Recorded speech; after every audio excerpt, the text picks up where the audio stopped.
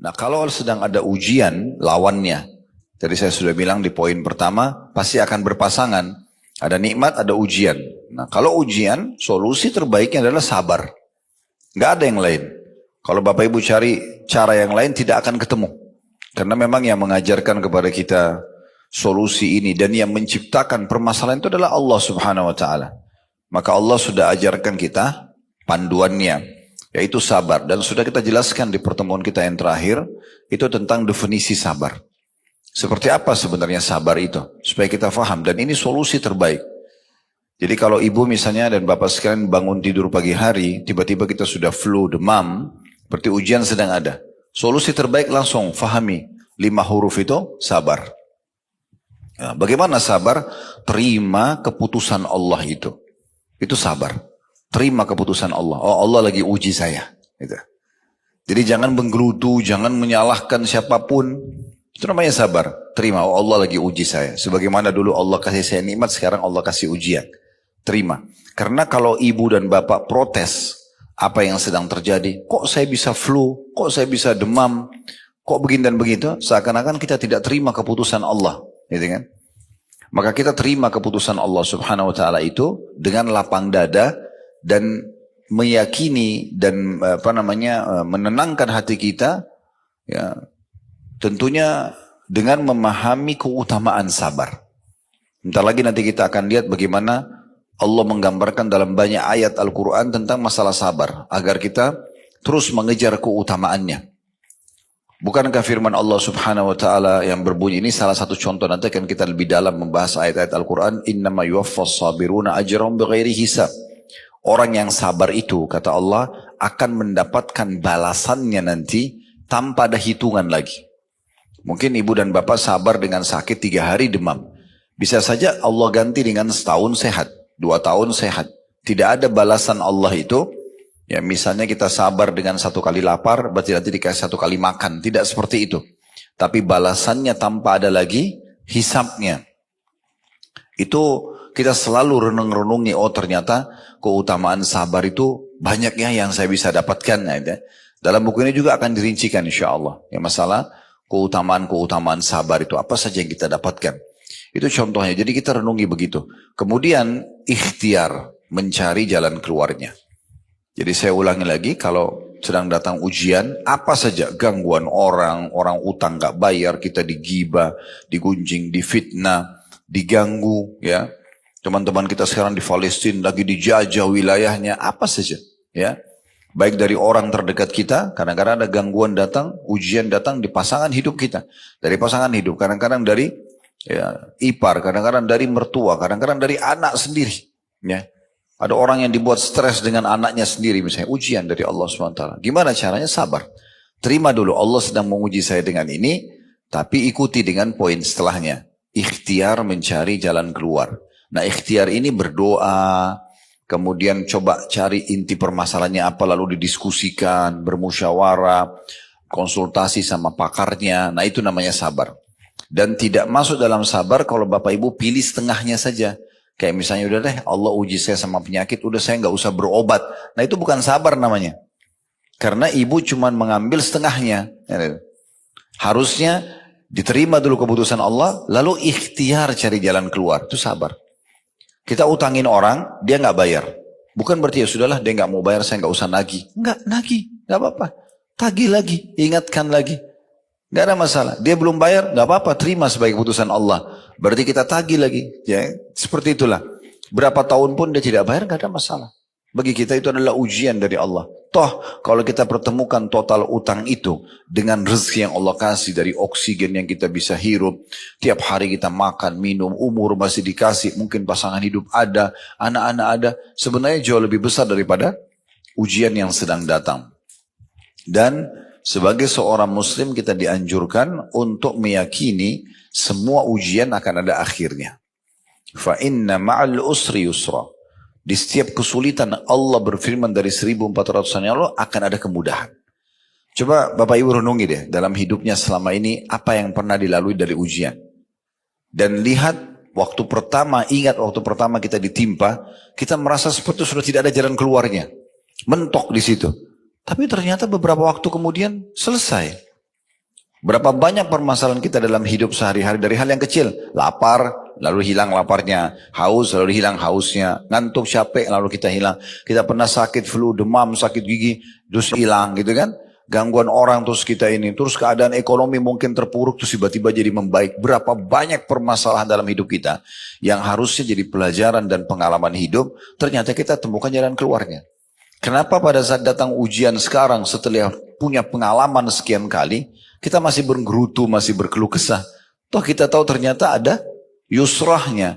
Setelah usr, ada yusrah. Setelah kesulitan, ada kemudahan. Itu pasti. Dan Allah ulangi 2 kali. Inna ma'al usri yusra. Pasti. Di setiap kesulitan ada kemudahan. Tinggal siapa yang beruntung. Karena pada saat ujian sedang datang, dia terima sebagai putusan Allah. Sehingga dia mudah melaluinya dan akhirnya maksimal meraih pahala.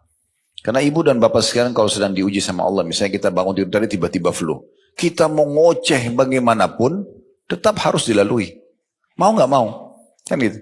Jadi nggak ada manfaatnya kita gerutu itu nggak ada manfaatnya. Nggak memberikan apa-apa buat kita. Gitu kan? Makanya Umar bin Khattab saya ingatkan kembali berkata statement yang menarik sekali. Beliau mengatakan orang diuji itu melalui, atau ada 2 jenis orang yang diuji. Yang pertama yang sukses, yang kedua gagal. Yang sukses ini adalah orang yang bisa menerima keputusan Allah itu. Maka dia akan dapat pahala. Karena dia tahu ini Allah melihat dia. Allah mengetahui ujian tersebut. Maka dia dapat pahala. Yang kedua dia mudah melaluinya. Karena dia tahu ini ujian, dia lalui saja. Dia nikmati prosesnya. Dan juga dia akan temukan jalan keluarnya. Ini yang sukses. Yang kedua gerutu. Nggak bisa nerima. Kenapa ini, kenapa itu, semua orang disalahkan. Dia tidak kembali kepada akidah, keyakinan sebagai seorang muslim. Dan Allah sudah datangkan ujian. Yang ada di depan kita ini cuma penyebab saja. Maka dia akan dapat dosa, karena dia pungkiri takdirnya Allah. Dia sulit melaluinya. Karena dalam proses melaluinya semuanya ngeluhkan, kenapa. Kalau diuji setahun terus dia gerutu. Dan dia tidak akan menemukan jalan keluarnya. Jadi nggak ada pilihan memang kita kalau ada ujian. Ini solusi yang terbaik. Nah ini yang sedang kita bahas tentunya. Dan kita sudah titik beratkan pada pertemuan kita yang lalu tentang definisi sabar. Dari halaman 7 sampai halaman 12 ya. Itu yang saya reviewkan kembali supaya kita ingat ya. Sekarang kita masuk di halaman 13 tentang sabar dalam Al-Quran Al-Karim. Al-Quran adalah kitabullah, kitabnya Allah yang turun sebagai petunjuk bagi manusia. Hudan linnas. Ya. Dan juga bayinatin minal huda. Penjelasan terhadap semua yang dibutuhkan untuk mendapatkan petunjuk atau menjadi petunjuk dalam kehidupan. Maka dijelaskan sabar dalam Al-Quran Karim. Berapa banyak ayat-ayat Al-Quran yang menyinggung masalah sabar. Agar kita jadikan sebagai perangkat hidup kita. Saya bacakan, penulis mengatakan Allah subhanahu wa ta'ala telah memerintahkan Nabi-Nya Muhammad sallallahu alaihi wasallam untuk bersabar dalam banyak ayat di dalam kitab sucinya yang mulia. Ya, kitab suci yang mulia. Jadi dimulai perkataan yang menarik sini ya. Bukan penulis bilang Allah memerintahkan dalam Al-Quran orang-orang beriman bersabar. Tidak, langsung Allah memerintahkan Nabi-Nya Muhammad sallallahu alaihi wasallam untuk bersabar. Kalau Nabi Muhammad aja disuruh bersabar, apalagi kita umatnya. Kita akan ikut dengan beliau gitu ya. Syekh Islam Ibn Taimiyah rahimahullah berkata, ini salah satu ulama bernama Ibn Taimiyah berkata, Allah subhanahu wa ta'ala menyebutkan kata tanda kutip sabar dalam kitab sucinya lebih daripada 90 tempat. 90 kali dalam Al-Quran diulangi perintah sabar ini. Dan bersabar itu hukumnya wajib berdasarkan ijma' umat ini. Jadi kalau ibu dan bapak sedang diuji, sabar itu bukan opsional, tapi kewajiban. Ijma, kesepakatan para ulama tentang masalah ini. Karena kalau tadi saya jelaskan, kalau ibu dan bapak juga tidak sabar, nggak akan dapat solusinya. Nggak ada solusi lain. Gitu kan? Dan sudah kita jelaskan tadi bagaimana definisi sabar itu. Selanjutnya, dikatakan sabar memiliki sejumlah bentuk dalam kitab suci Allah subhanahu wa ta'ala. Ini disebutkan oleh Imam Al-Hafidh Ibn Qayyim rahimahullah. Ibnu Qayyim juga nama seorang ulama dan ini muridnya Ibnu Taimiyah tadi. Dalam kedua kitab beliau, Udda Sabirin dan Madarijis Salikin. Dan di sini kata penulis saya ingin menyebutkan sebagian darinya sebagai contoh. Yang pertama, bahwasanya Allah Subhanahu wa taala menggantungkan kepemimpinan di dalam agama Islam dengan sabar dan yakin. Mau jadi pemimpin memang harus sabar. Banyak ujiannya. Ya. Setiap sesuatu atau fasilitas yang kita inginkan akan ada ujiannya. Ya. Sehingga tidak semudah itu yang kita bayangkan bisa kita dapatkan, lalu kita melaluinya tanpa ada ujian sama sekali. Ya. Dan harus diikuti dengan keyakinan di dalam hati kepada Allah Subhanahu wa ta'ala. Sebagaimana Allah sebutkan dalam surah Sajadah ayat 24. Itu disebutkan di poin pertama di halaman 14 ya. Yang berbunyi Allah Subhanahu wa ta'ala berfirman وَجَعَلْنَا مِنْهُمْ أَئِمَّةً يَهْدُونَ بِأَمْرِنَا لَمَّا صَبَرُوا وَكَانُوا بِآيَاتِنَا يُوقِنُونَ. Dan kami jadikan di antara mereka itu pemimpin-pemimpin yang memberi petunjuk dengan perintah kami selama mereka bersabar. Dan mereka meyakini ayat-ayat kami. Jadi ada dua hal yang digabungkan di sini. Kalau mau jadi pemimpin, kata kunci kesuksesannya adalah tadi bersabar dan juga penuh keyakinan bahwasanya Allah Subhanahu wa taala tidak datangkan ujian tersebut kecuali dengan hikmahnya. Kalau ibu masih ingat pernah saya sampaikan Bapak Ibu sekalian, ada diriwayatkan beberapa sahabat Nabi, dan itu bahkan dinukil dari seorang sahabat Nabi pada saat mereka lagi disiksa di Mekah. Ini lagi digebukin. Lalu orang-orang kafir Quraisy dalam kondisi orang-orang muslim ini berdarah, terikat, terzalimi luar biasa. Sampai Nabi Muhammad SAW sendiri gak bisa buat apa-apa pada saat itu karena belum punya kekuatan. Maka waktu orang-orang kafir ini mengatakan, kami akan memberhentikan siksaan kami hari ini bukan karena kasihan sama kalian, tapi karena kami sudah jenuh. Besok kami akan kembali siksa kalian lagi. Apa jawaban orang-orang muslim dalam kondisi tergeletak, diikat? Itu luar biasa iman mereka pada saat itu. Mereka mengatakan, sesungguhnya Allah lah yang mendatangkan kalian kepada kami untuk melakukan ini sebagai ujian buat kami. Maka kami akan bersabar. Mereka sabar, mereka nikmati prosesnya. Itu luar biasa. Sampai Nabi SAW mengatakan, sesungguhnya orang-orang beriman itu akan menyukai prosesi ujian itu sebagaimana kalian menyukai kenikmatan. Gitu. Jadi mereka tahu kalau ada ujian itu akan ada datang banyak sekali pahala. Dan juga seperti orang kalau lagi ujian seperti apa sih? Kalau di sekolah ujian akan naik kelas. Orang kalau di kantor ikut pelatihan ujian akan naik jabatan. Nah seperti itu. Sebenarnya di ujung jalan itu ada sesuatu yang besar yang Allah janjikan. Apa saja yang Bapak Ibu sedang melalui sebuah ujian, yakinlah di ujungnya itu ada sesuatu yang Allah siapkan. Tinggal kita berhasil atau tidak. Ya, itu poin yang perlu kita garis bawahi. Imam Sufyan Ats-Tsauri rahimahullah berkata, dengan kesabaran dan keyakinan, niscaya dapat diraih kepemimpinan dalam Islam. Dan Allah buktikan itu. Nabi Muhammad SAW bersabar 13 tahun. Beliau pada saat melihat Sumayyah radhiyallahu anha, ini wanita pertama mati syahid dalam Islam. Dia dulu terposisikan sebagai budaknya Abu Jahal. Sama suaminya bernama Yasir. Dua-duanya beriman kepada Nabi SAW berikut dengan anak dia, anak mereka namanya Ammar. Semua ini sahabat yang mulia. Ammar waktu itu kalau tidak salah masih umur 9 tahunan. Ya. Maka Sumayyah ini dalam kondisi hamil, Abu Jahal pegang tombak kecil. Dan dia berkata, hai Sumayyah, tinggalkan agamanya Muhammad.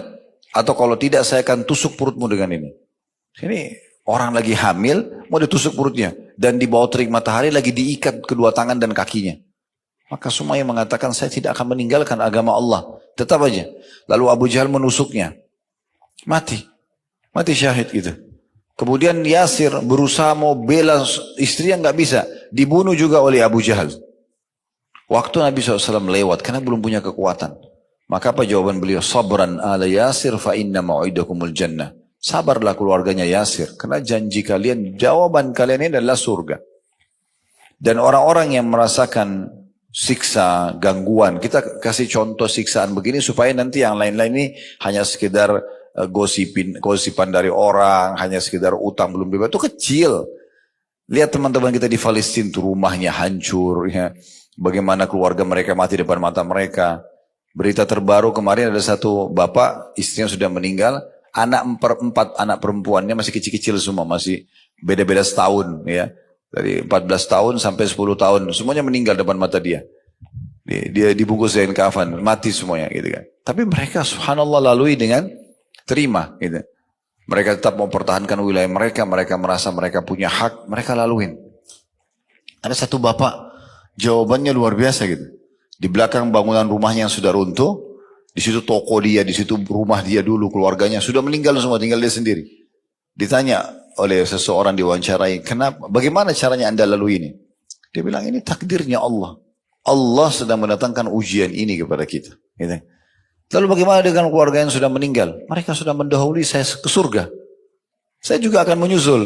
Bagaimana dengan harta kalian? Harta anda yang sudah hancur semua ini. Rumah hancur, toko-toko hancur. Dan di Gaza sudah nggak bisa mau hidup apa. Gaza itu sekarang sudah divonis kota nggak layak huni udah. Nggak ada apa-apa, hancur semuanya. Gitu kan. Tapi dia mengatakan, bukankah Allah sudah menjanjikan rezeki buat hambanya? Tidak mungkin orang meninggal sampai semua rezekinya diberikan. Maka saya tahu rezeki saya akan datang. Tidak mungkin luput, gitu kan? Dan saya akan terus melalui kehidupan ini sampai ajal datang. Jadi orang yang sudah faham itu beda. Orang yang sudah faham, dia beda, dia bisa melaluinya. Karena sekali lagi kalau ujian sedang datang, kita nggak punya opsi lain. Kalau kita bangun sakit, atau kita lagi di jalan tiba-tiba ban mobilnya pecah, atau apalah ya, gangguan tiba-tiba datang, itu kita tidak punya opsi lain. Kecuali tadi kita menerima sebagai keputusan Allah, kemudian kita ikhtiar. Kita cari jalan keluar. Ingat, menagih utang, melaporkan ke pihak keamanan, itu masuk dalam sabar ya. Sebagai bentuk ikhtiar kita. Nah, seperti itulah. Kemudian yang kedua, Allah subhanahu wa ta'ala menjelaskan bahwasanya sabar bersama takwa termasuk di antara sebab-sebab kemenangan dan keteguhan. Kalau tadi di poin pertama, sabar dengan keyakinan. Yakin Allah tidak datangkan ujian ini kecuali dia tahu ujian ini memang bisa saya lalui gitu kan. Maka seperti juga tanda kutip ya, panggilan dari Allah untuk ayo lebih dekat diri kepada saya akan kasih kamu jalan keluar gitu ya. Karena kita kalau lagi diuji Bapak Ibu sekalian, kita lebih mudah menangis, lebih mudah untuk mau khusyuk dalam sholat gitu kan. Oh lebih luar biasa dalam doanya. Mungkin kalau kita lagi sehat-sehat saja tidak bisa kita berdoa seperti itu. Sedahsyat kita kalau sedang ada ujian gitu ya. Ya Allah sedang tarik kita untuk dekatkan diri kepada dia. Tinggal minta, karena yang ciptakan kita Allah, yang ciptakan ujian itu Allah, dan bisa memberikan jalan keluar hanya Allah, maka Allah akan kasih. Selesai, sesederhana itu sebenarnya ya. Dan di poin kedua ini adalah digabungkan antara sabar dan ketakwaan. Maksudnya, kalau justru datang ujian, selain kita jadikan sabar, terima sebagai keputusan Allah dan ikhtiar cari jalan keluar, itu supaya ibu dan bapak bisa segera mendapatkan jalan keluarnya, solusi terbaiknya bertakwa. Artinya justru di saat-saat genting itu lebih dekat kepada Allah, lebih patuh kepada Allah. Ya, bukan justru kita makin melanggar. Ya, harusnya kita lebih dekatkan diri kepada Allah Subhanahu Wa Taala. Sebagaimana Allah berfirman dalam surah Al-Imran ayat 120, wa in tasbiru wa tattaqu la yadurrukum kaiduhum syai'a. Jika kalian bersabar dan bertakwa, takwa artinya patuh, mengerjakan apa yang Allah perintahkan, meninggalkan apa yang Allah larang, niscaya tipu daya mereka sedikit pun tidak mendatangkan kemudaratan kepada kalian. Jadi apa yang orang niat buruk kepada Bapak Ibu tidak akan berhasil, gitu ya.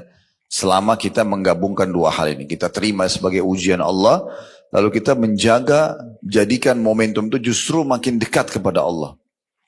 Saya pernah kasih contoh ini dari supaya mudah difahami.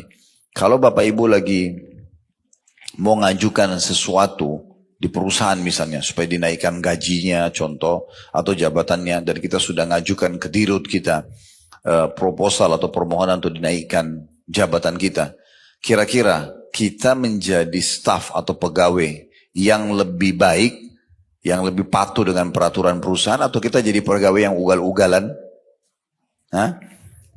Kan pasti kita kalau mau supaya proposal kita itu diterima, pasti kita makin tunjukkan prestasi, makin tepat datang, ya, makin bagus pekerjaannya, sehingga dirutnya itu akan menilai, oh orang ini pantas untuk diberikan. Tapi kalau dia telat datang, dia malah ugal-ugalan, mana mau diterima. Nah sebenarnya takwa itu seperti itu, supaya mudah memahaminya. Jadi makin ada ujian, makin dekat kepada Allah. Makin sholat malam, makin sholat duha, makin berdoa, makin sedekah. Ya, ada salah satu jemaah kami di salah satu wilayah di Indonesia ini, Masya Allah setelah dia dengarkan ceramah tentang bab keutamaan sedekah. Kebetulan kami pernah sampaikan lengkap bedah buku ya, tentang keajaiban sedekah. Itu luar biasa. Salah satunya dia akan mendatangkan solusi dari permasalahan yang. Jadi kalau Bapak Ibu mau ringkas supaya cepat menemukan jalan keluar, sedekah salah satunya. Karena kata Nabi SAW, obati penyakit kalian atau orang-orang sakit kalian dengan sedekah. Dalam riwayat lain, penuhi dan percepat hajat kalian dengan sedekah. Jadi makin banyak dikeluarkan, maka makin cepat permasalahan selesai. Dia bilang, Ustaz, saya praktekin. Hampir setiap ada masalah, saya tidak bisa menemukan jalan tercepat seperti sedekah. Saya bahkan seperti orang ketagihan. Ada masalah, saya makin bersedekah. Belum selesai, saya sedekah lebih besar lagi. Dan jumlahnya tidak dibayangkan gitu ya. Sesuatu yang sangat besar. Dia keluarkan dan selesai urusannya. Dan Masya Allah, Allah gantikan dari sumber-sumber lain, ya rezeki-rezeki yang datang. Ini salah satu contoh bentuk ketakwaannya kepada Allah subhanahu wa ta'ala. Di sini kata beliau, perhatikanlah apa yang terjadi pada Nabi Yusuf alaihissalam, berupa kemuliaan dan kekuasaan mapan di muka bumi. Sedangkan peristiwa yang terjadi padanya di istana Al-Aziz atau penguasa Mesir pada saat itu, semuanya dengan sebab kesabaran dan ketakwaan beliau kepada Allah subhanahu wa ta'ala. Sebagaimana Allah gambarkan dalam surah Yusuf ayat 90, innahu may yattaqi wa yasbir fa innallaha la yudhi'u ajral muhsinin. Sesungguhnya barang siapa yang bertakwa dan bersabar, maka sesungguhnya Allah tidak menyia-nyiakan pahala orang-orang yang berbuat baik. Surah Yusuf surah yang paling masyhur dalam Al-Quran karena Allah mengatakan di dalamnya ada kisah yang terbaik. Dia masih kecil, saudara kandungnya sendiri yang merasa hasad dengan dia, kenapa Nabi Yakub lebih perhatian, maka akhirnya dia dilempar di sumur dalam kondisi dia masih kecil, dan dia terima itu sebagai sebuah keputusan. Nabi Yusuf tahu ini adalah ujian, maka dia pun bersabar. Dengan dia bersabar sambil berdoa kepada Allah SWT, tidak berlalu berapa lama tiba-tiba ada satu kafilah lewat lalu menurunkan timba atau wadah. Mereka kira ada air, ternyata berat. Waktu diangkat ada anak kecil. Dan di masa itu ada pasar perbudakan. Kelirunya, kafilah ini bukan mereka cari tahu di mana keluarganya, dikembalikan, enggak. Tapi mereka lebih berpikir ke uang, gitu kan. Maka mereka segera ambil, dibawa ke pasar perbudakan di Mesir. Waktu itu mereka adanya di wilayah Palestina, ya. Lumayan. Jaraknya pada saat itu lumayan jauh. Kalau sekarang sih dekat karena Palestina sama Mesir berbatasan saja. Maka mereka pun segera bawa ke Mesir, dijual di pasar budak, buru-buru supaya laku. Sebelum datang keluarganya anak ini yang cari tahu. Mereka tidak tahu sebenarnya Allah punya satu ya strategi di situ untuk menyelamatkan Nabi Yusuf. Karena kalaupun dikembalikan kepada Nabi Yakub di masa itu, tetap saudaranya hasad sama dia. Maka Allah selamatkan, dibawa ke pasar di Mesir karena anaknya tampan, kelihatan anak yang terjaga, terawat anak ini. Di pasar budak, biasanya budak itu tidak terawat segala macam. Maka ada satu orang yang terhormat di Mesir membeli dia. Dibeli kemudian dipajak tinggal di dalam istana Raja Mesir. Ini luar biasa gitu. Allah selamatkan. Dan kebetulan waktu itu dia sama istrinya nggak punya anak. Maka dia bilang sama istrinya, pelihara baik-baik anak ini, ya mungkin bisa membantu kita atau bisa menjadi anak kita, karena kita belum punya anak. Maka dirawatlah oleh sang ratu tersebut, gitu kan. Dan dia pindah dari rumah yang biasa, ya dengan kesabaran dia ke istana raja. Tumbuh besar dalam kondisi aman, karena jauh dari saudara-saudaranya. Sampai dia remaja, dia dewasa, terjadilah tentu kisah yang sangat masyhur ya. Karena ibu majikannya sendiri suka sama dia, kemudian dia bersabar, gitu kan. Bagaimana dia dikejar-kejar oleh sang perempuan ini, masuk dalam kamarnya, ditutup pintunya, lalu ditawarkan untuk berzina. Dia berusaha lari, menghindari wanita ini, sampai wanita itu menarik bajunya dari belakang, sehingga sobek baju tersebut. Begitu tiba di pintu, dan dibuka ternyata suaminya datang, lalu dia dengan gampangnya mengatakan, apa balasannya bagi orang yang mau mengganggu istrimu? Lalu si raja ini bingung mau pecahkan bagaimana permasalahannya. Lalu Nabi Yusuf mengatakan, bukan saya, dia yang menawarkan dirinya. Saya tidak pernah mengganggu seperti ini. Nah, untung si raja ini bijak. dia pun memanggil orang yang bijaksana di istana itu, suruh bagaimana menghakimi keadaan ini. Maka dikatakan kalau dilihat saja bajunya Yusuf. Kalau baju Yusuf sobek dari depan, berarti betul dia mau mengganggu. Perempuan itu mau menyelamatkan diri. Tapi kalau bajunya sobek dari belakang, berarti betul dia yang dikejar. Tapi dia lari, ternyata ditemukan memang baju Yusuf sobek dari belakang. Maka sang raja mengatakan, sesungguhnya ini tipu daya kalian. Beristighfarlah, wahai para wanita, istighfarlah kepada Allah. Gitu kan? Kemudian Nabi Yusuf pun ya disuruh pergi tetap dengan kondisi dan di kamar dia di istana itu, tapi karena ya istri raja ini tetap menginginkan dia, dan tersebar berita di saat itu di satu Mesir kalau ternyata dia disukai oleh si ratu ini, menyukai anak angkatnya sendiri. Baru mereka mulai bicara lah para perempuan ini, sepertinya ada masalah ini secara kejiwaan nih. Kenapa bisa ratu suka dengan anaknya sendiri? Karena waktu itu belum ada foto, belum ada kamera, orang tidak tahu Nabi Yusuf ini seperti apa. Karena si ratu ini ingin menunjukkan kalau ini bukan salah saya loh. Yusuf ini terlalu tampan gitu. Maka bisa menggoda. Akhirnya dia undang semuanya, istri-istri pejabat pada saat itu di istananya, kemudian disiapin buah sama pisau. Lalu setelah mereka duduk semuanya menunggu hidangan, Yusuf disuruh keluar. Lewat aja depan ibu-ibu tersebut, mereka karena tampannya sampai potong tangannya sendiri. Ya. Tentu mungkin tidak masuk di akal kita kalau sekarang. Tapi perlu Bapak Ibu tahu memang Nabi SAW mengatakan sungguhnya Yusuf diberikan setengah ketampanan dunia. Jadi semua laki-laki digabung di muka bumi ini, yang tampan-tampan saja ditaruh di satu sisi, Yusuf sebelahnya, Yusuf tetap lebih tampan gitu. Ini luar biasa. Kita tidak bisa bayangkan sampai para ibu-ibu itu mengatakan ini malaikat ini. Ini bukan manusia. Entah gimana sudah tampannya beliau. Dan Nabi Muhammad SAW sendiri mengatakan waktu bertemu dengan Yusuf di kejadian Isra dan Mi'raj, sungguh memang betul dia diberikan setengah ketampanan dunia. Ya. Kemudian mereka mengatakan, oh ini malaikat bukan manusia. Ratu itu menimpal, itu tujuan dia. Inilah yang membuat saya tergoda. Kalian ngomong seenaknya aja, belum lihat orangnya gitu. Terus kemudian dia bilang lagi di saat itu di depan orang-orang, kalau dia tidak mau kerjakan apa yang saya perintahkan, maksudnya berzina, saya akan penjara dia. Ya, Yusuf mengatakan, penjara lebih saya sukai. Maka di penjara akhirnya Nabi Yusuf AS. Intinya gitu, di penjara, sekian tahun di penjara, dengan hikmah Allah SWT dia sabar. Ujian lagi datang. Ujian yang pertama tadi, dilempar oleh saudaranya di sumur, ya kemudian dia lalui. Allah pindahkan ke istana. Di istana diuji lagi sama Allah SWT. Ratunya suka sama dia. Ini ujian keimanan. Dia tetap bersabar. Gak mau terjerumus dalam dosa. Sampai dalam sebuah riwayat dikatakan waktu istri raja itu mengejar Nabi Yusuf. Di ujung kamarnya dia ada patung yang mereka kultus di saat itu. Lalu si ratu ini ambil patung, ditutup patung itu sama kain. Kata Nabi Yusuf, subhanallah, engkau malu sama patung ini, tidak malu sama Allah gitu ya. Digituin sama dia. Yang jelas pada saat itu ujian datang. Allah tetap dia bersabar, tetap dia beribadah di penjarahnya. Akhirnya Allah SWT muliakan. Rajanya mimpi melihat, ya mimpi ada sapi sehat, memakan sapi yang kurus ya. Dan beberapa macam jenis mimpinya pada saat itu. Lalu ditanya pada para pemusyawarah penasihat, tidak ada yang bisa. Lalu mereka isyaratkan kepada Yusuf, karena sebelumnya ada dua orang yang datang ke penjara menanyakan tentang takwil mimpi. Nabi Yusuf terkenal sebagai orang soleh di penjara dan bisa menakwilkan mimpi. Maka ada dua orang yang datang menceritakan mimpinya dan berhasil seperti apa yang Nabi Yusuf takwilkan.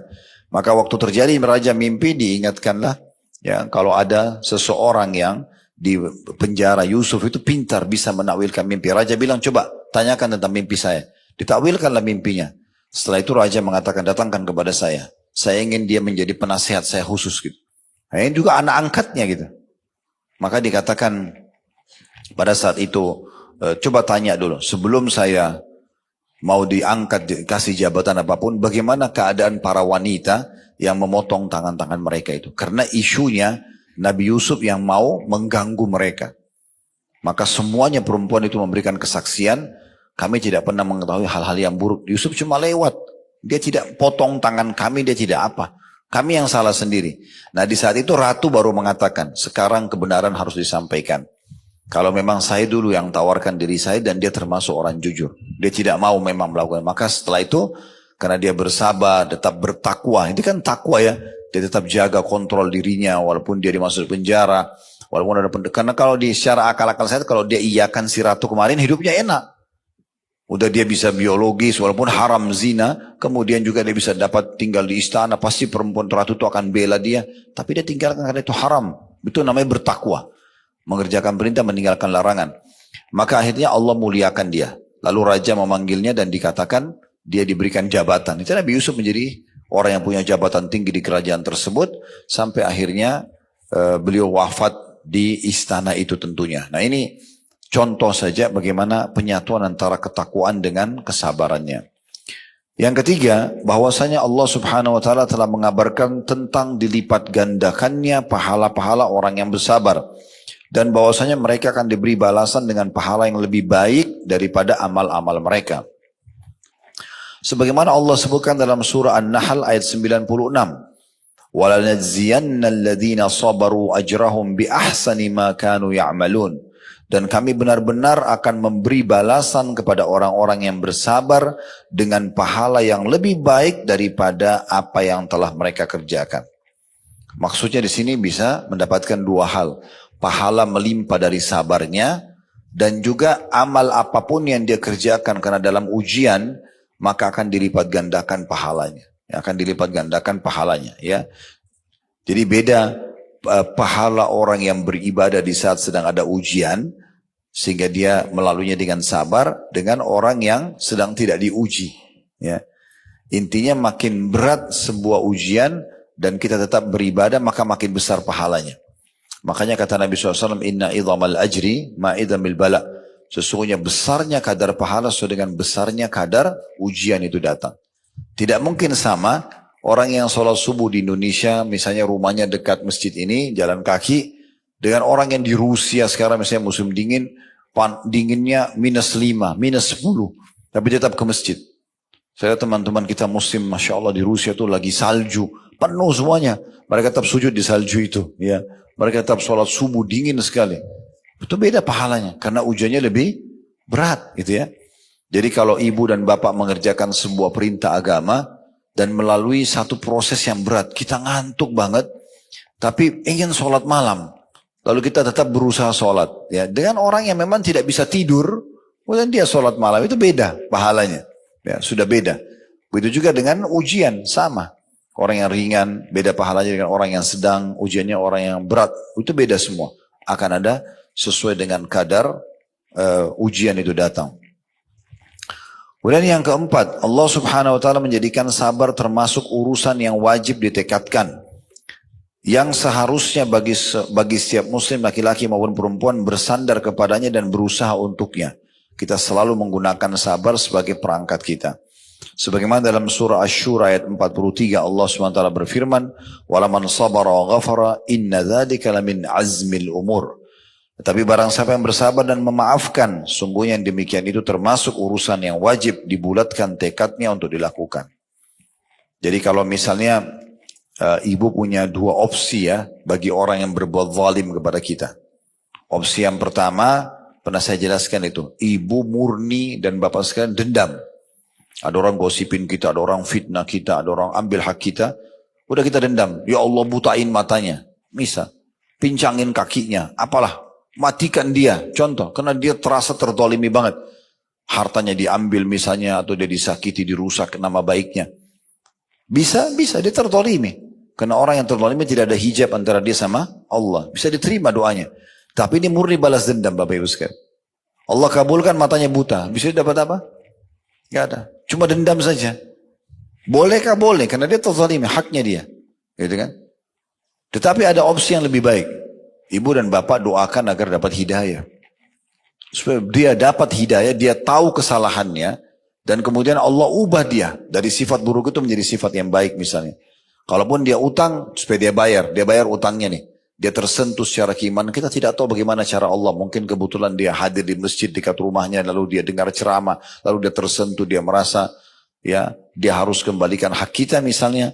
Dan setelah itu dia dapat petunjuk, dia bisa menjadi orang yang soleh atau solehah, maka kita panen pahalanya. Itu juga lebih baik dibandingkan kita hanya sekedar dendam saja. Nah, seperti itu yang dimaksud di sini.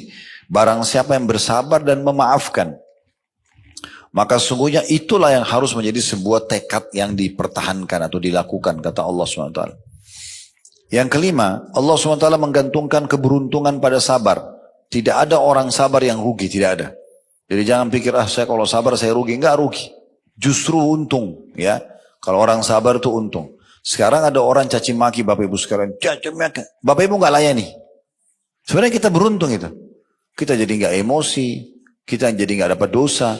Malah dia dapat dosa, kita dapat pahala. Karena kita coba bersabar gitu kan. Itu berbeda. Karena selama kita tidak membalas seseorang yang menyerang kita, maka kita akan terus panen pahala. Baik dari dia, dari pahala-pahala dia akan diberikan kepada kita, atau memang Allah SWT akan berikan kita catatan pahala tambahan di buku amal kita. Allah SWT memastikan bahwasanya keberuntungan, kemenangan pasti didapatkan dengan kesabaran. Dalam surah Al-Imran ayat 200, Ya ayyuhalladzina amanu isbiru wasabiru warabitu wattaqullaha la'allakum tuflihun. Ini ayat terakhir dalam surah Al-Imran, karena Al-Imran surah nomor 3 itu 200 ayat. Nah, ini ayat ke-200-nya. Wahai orang-orang yang beriman, bersabarlah kalian. Terus Allah bilang lagi apa? Dan kuatkan kesabaran kalian. Jangan cuma sabar sekali. Jangan cuma sabar sehari. Atau sabar di awal saja, pertengahan lalu kendor. Tidak, kuatkan sabar itu sampai selesai permasalahannya. Dan tetaplah bersiap siaga di perbatasan negeri kalian. Dan bertakwalah kepada Allah supaya kalian beruntung. Mana beruntung diberikan kemenangan, ya. Yang keenam, Allah SWT memuji hamba-hambanya karena bersabar. Sebagaimana dia memuji Nabi Ayyub alaihissalam. Artinya dipuji di sini Allah menjadikan atau memberikan balasan maksimal kepada dia. Solusi maksimal bagi dia gitu kan. Sebagaimana Allah ceritakan Nabi Ayyub. Kalau Bapak Ibu pernah dengar ada istilah kita di Indonesia itu sabar Ayyub ya. Karena Nabi Ayyub ini sangat penyabar. Jadi kalau mau sabar, sabarlah seperti Nabi Ayyub. Karena sabarnya luar biasa gitu ya. Allah menyebutkan dalam surah Shad ayat 44, Inna wajadnahu sabira ni'mal abd innahu awwab. Sesungguhnya kami dapati dia Ayyub seorang yang sabar, dia adalah sebaik-baik hamba, sesungguhnya dia amat taat kepada Tuhannya. Ini yang saya ketahui ya sebatas ilmu saya. Nabi Ayyub alaihissalam itu dia menikah, awal pernikahan dia 20 tahun pertama. 20 tahun pertama, semuanya kenikmatan. Semuanya, tidak pernah ada masalah. Bahkan Allah karuniahi dia 12 orang anak dari istrinya ini laki-laki semua. Semuanya tampan-tampan, semuanya pintar-pintar, ya, laki-laki semuanya. Nabi Ayub sendiri tampan, tokoh masyarakat, seorang nabi, kaya raya, istrinya juga cantik, sempurna. Pokoknya kehidupan mereka ideal sekali. 20 tahun. Tahun atau hari pertama tahun 21, Allah Subhanahu wa taala datangkan ujiannya dalam 3 hari Bapak Ibu sekalian. Ujian datang dalam 3 hari, habis semuanya. Hari pertama ujiannya, 12 orang anak laki-lakinya lagi makan di satu ruangan, kayak ruang itu, rubuh atapnya, mati semua. 12 anak laki-lakinya mati semua dalam 1 hari. Bukan 1 2 ya, 12-nya semua. Dalam 1 hari, tidak punya anak langsung. Habis ceritanya. Kan orang mungkin mati anaknya 1 2, ini 12-nya semua mati. Hari kedua, Allah Subhanahu wa taala datangkan hama di perkebunan dan peternakannya, habis semua. Hari kedua jadi miskin, gak punya apa-apa. Karena masa itu kekayaannya di harta hewan ternak dan perkebunannya, habis semua. Di hari ketiga, Allah datangkan ujian, kena penyakit kulit. Ya, semua orang menjauh dari Nabi Ayyub karena takut tertular. Padahal dia itu nabi, dia harus berdakwah kan gitu. Tapi datang ujian. Nabi Ayyub tidak mengucapkan 1 kata, bukan lagi gerutu banyak, 1 kata mengeluh kenapa ya Allah, nggak ada. Jadi nikmat aja prosesnya. Dalam 3 hari habis tidak punya anak, habis nggak punya harta, juga kena penyakit yang menular lagi. Ini luar biasa. Ada beberapa asar menyebutkan istrinya pun menjauh, ada yang mengatakan istrinya tetap menemani dia bersama. Maka berjalan sampai kurang lebih 18 tahun. 18 tahun begitu keadaannya. Nggak punya anak, nggak punya harta, ya, dan juga kena penyakit yang menular. Istrinya sempat bilang, wahai Nabi Allah, nggak usah minta lagi keturunan sama Allah, nggak usah minta harta, minta Anda disembuhkan saja. Tak sembuh saja, supaya bisa berdakwah. Sekarang orang semua menjauh karena penyakit ini. Apa kata Nabi Ayub? Wahai istriku, berapa tahun dulu kita merasakan nikmat? Kata istrinya 20 tahun. Istri tahu nih 20 tahun tidak ada masalah. Berapa lama sekarang kita diuji? Kata istrinya 18 tahun. Kata Nabi Ayub, saya masih malu minta sama Allah. Belum berimbang. Belum berimbang. Ini kadang-kadang kita lupa Bapak Ibu sekalian ya. Misalnya 1 tahun 365 hari kita sehat. Tahun kedua Allah uji seminggu aja flu. Luar biasa. Satu kampung tahu kalau flu. Seakan-akan dia ini sudah kena musibah yang paling besar, cuma flu doang. Dia 1 tahun kemarin tidak apa-apa. Pernah rasa 1 tahun nggak sakit ya? Nggak sakit 1 tahun bisa berjalan, nggak flu, nggak demam gitu ya. Ada berlalu, tapi kita lupa kadang-kadang dengan ujian sedikit itu. Maka dia bersabar sampai 20 tahun.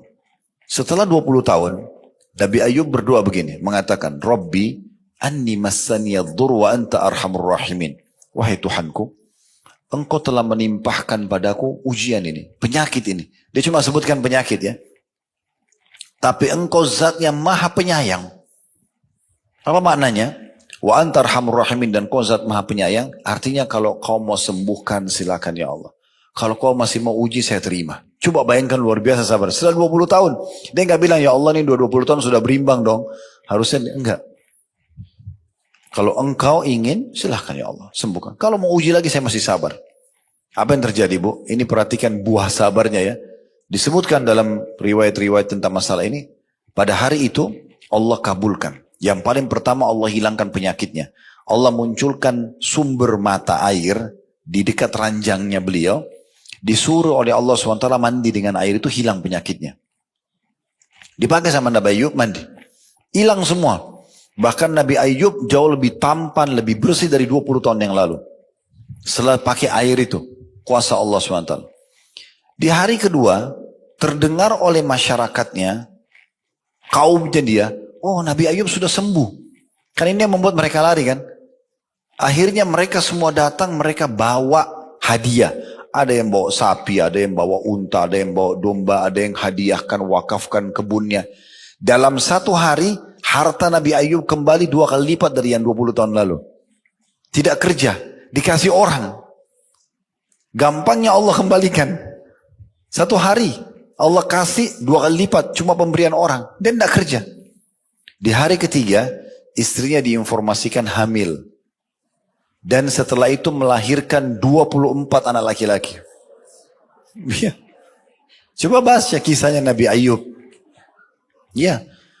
Allah berikan kekuatan, Allah berikan kesuburan, melahirkan 24 anak. Ya, karena Allah mengatakan kami balas Ayub itu dengan kami lipat gandakan. Hartanya, kesehatannya, keturunannya. Didobelkan semua sama Allah. Jadi akhir daripada kesabaran itu ada sesuatu yang manis di situ. Cuma kita sabar gak sih gitu? Kita sabar gak melaluinya? Nah seperti itulah.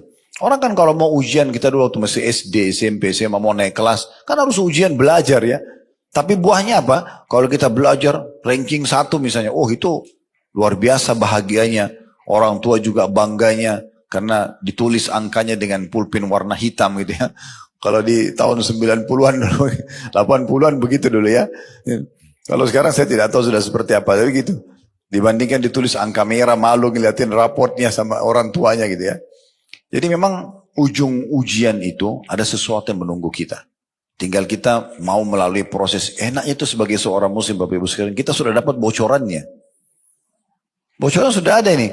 Dari awal siapa yang manusia diciptakan, lalu prosesi nabi-nabi datang, kitab-kitab turun, kaum yang beriman selamat, kaum yang kafir begini. Selama kita hidup, panduan hidup kita apa? Mana makanan, mana minuman, mana pergaulan, mana pendapatan yang boleh, tidak boleh. Dan akhir semua ini, Nanti kau akan mati ya. Mati itu masuk ke alam barzah kuburan. Kuburan itu taman dari taman surga kalau beriman atau lubang dari lubang neraka kalau orang kafir. Kemudian akan ada kebangkitan ditimbang amal hari kiamat. Yang lolos masuk surga. Surga itu begini loh. Dirincikan tanahnya, pintu gerbangnya, pohon-pohonnya, bidadari dan bidadaranya, istanahnya, pakaiannya, buah-buahannya, semua rinci.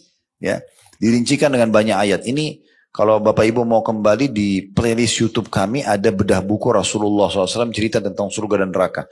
30 bab saya bahas tentang surga. Kemarin waktu kami haji, karena lumayan 20-an hari kurang lebih, saya bedah buku ini sampai habis juga untuk jemaah haji. Dan kita sempat online. Saya ulangi kembali 30 bab tentang surga itu dari pintu gerbangnya, istanahnya, tanahnya, kebun-kebunnya, dipan-dipannya, permadaninya, pakaiannya. Wah, luar biasa udah. Susah sekali digambarkan gitu indahnya gitu ya. Begitu juga dengan neraka. Diceritakan di buku itu sekitar 33 bab. Semua juga sudah kita rincikan. Jadi memang ada balasan yang sangat besar yang Allah Subhanahu wa taala janjikan, tinggal kita ikuti dengan keyakinan ya, bahwasanya memang di ujung setiap ujian itu akan ada sesuatu yang besar. Kemudian 2 poin yang terakhir yang disebutkan ini, poin 7 dan ke poin 8, tentang sabar di dalam Al-Quran. Ya. Yang ketujuh, Allah Subhanahu wa taala mengabarkan bahwa para malaikatnya akan masuk ke dalam surga, lalu mereka akan mengucapkan salam kepada orang-orang mukmin di dalam surga karena kesabaran mereka. Allah Subhanahu wa taala berfirman, nanti insyaallah, dan saya berharap Allah SWT betul-betul memberikan kepada kita dan kita penuh keyakinan Allah akan kabulkan doa itu ya.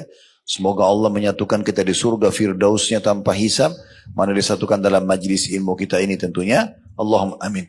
Dan kita akan saksikan firman Allah ini. Nanti kalau kita sudah masuk ke istana kita di surga, Bapak Ibu sekalian, malaikat akan datang dan mengucapkan ini pada kita. Itu semua karena kesabaran kita. Nanti akan kita jelaskan setelah baca ayat ini, sabar dalam 3 hal ya. Allah berfirman dalam surah Ar-Ra'd ayat 23 sama 24, wal malaikatu yadkhuluna alaihim min kulli bab salamun alaikum bima sabartum fa ni'ma uqbad dar. Yang artinya, dan malaikat-malaikat masuk ke tempat-tempat mereka dari semua pintu, ya maksudnya pintu-pintu surga, sambil mengucapkan selamat atas kalian karena kesabaran kalian. Maka alangkah baiknya tempat kesudahan itu. Maksudnya apa? Surga tempatnya orang-orang yang sabar. Nah, sabar ini dalam 3 hal tadi saya bilang, saya mau sampaikan. Ini pernah kita singgung tapi saya ingatkan kembali. Yang pertama, Bapak Ibu harus sabar dalam mengerjakan ketaatan. Nah, duduk di majelis ilmu begini butuh sabar. Duduk, dengarin, renungin ya. Terus niatkan mau mengamalkan itu butuh sabar. Sholat butuh sabar, puasa butuh sabar, sedekah dan zakat butuh sabar, haji umrah butuh sabar, bakti sama orang tua butuh sabar, ngurus anak, melayani suami dan ibu-ibu juga butuh sabar, suami memberikan kebutuhan istri butuh sabar. Sabar semua dalam lingkungan kita, sabar dengan cuaca, sabar dengan gangguan orang, sabar. Maka kita sabar yang pertama dalam mengerjakan ketaatan dulu. Untuk mengerjakan ibadah butuh kesabaran. Memang berat, tapi di beberapa keadaan, tapi kita sabari. Yang kedua, sabar dalam meninggalkan dosa. Nah, semua orang di antara kita punya peluang berzina, peluang berbohong, peluang menipu, peluang apalah dosa. Tapi di saat sedang ditawarin oleh syaitan, tolak, sabar. Jangan iyakan. Itu butuh kesabaran. Dan yang ketiga baru sabar terhadap ujian harian kita. Sabar atas ujian harian, ya seperti sakit, gangguan orang, nah itu baru sabar. Nah biasanya yang kita sering dengar di tengah-tengah masyarakat kita, sabar yang ketiga aja nih. Sabar kalau lagi sakit, sabar kalau lagi diganggu orang, gitu-gitu ya. Padahal sebenarnya sabar itu, ini sabar yang ketiga ini hanya akan bisa dilalui dengan mudah kalau kita sudah sabar poin 1 dan poin 2. Sabar di atas ketaatan kepada Allah, sabar meninggalkan dosa, baru kemudian sabar ujian harian itu akan mudah kita lalui. Yang terakhir yang ke-8 di sini diangkat dari Al-Quran, Allah menjadikan sabar sebagai penolong dan memerintahkan untuk mencari pertolongan dengannya dalam setiap kesulitan yang menimpa seorang hamba. Sebagaimana Allah berfirman dalam surah Al-Baqarah ayat 45, wasta'inu bis-sabri was-salah, dan mintalah pertolongan kepada Allah dengan sabar dan salat. Jadi setiap kali ada masalah apapun, maka dahulukan ya sholat dan sabar. Udah clear. Kalau dua itu Bapak Ibu bisa jaga, maka insya Allah akan aman semuanya. Makanya dikatakan Nabi SAW, Bapak Ibu sekalian itu kalau sedang menghadapi masalah apapun, maka beliau yang pertama dilakukan adalah sholat. Ya. Wudu, sholat. Minta petunjuk kepada Allah subhanahu wa ta'ala. Minta petunjuk kepada Allah subhanahu wa ta'ala.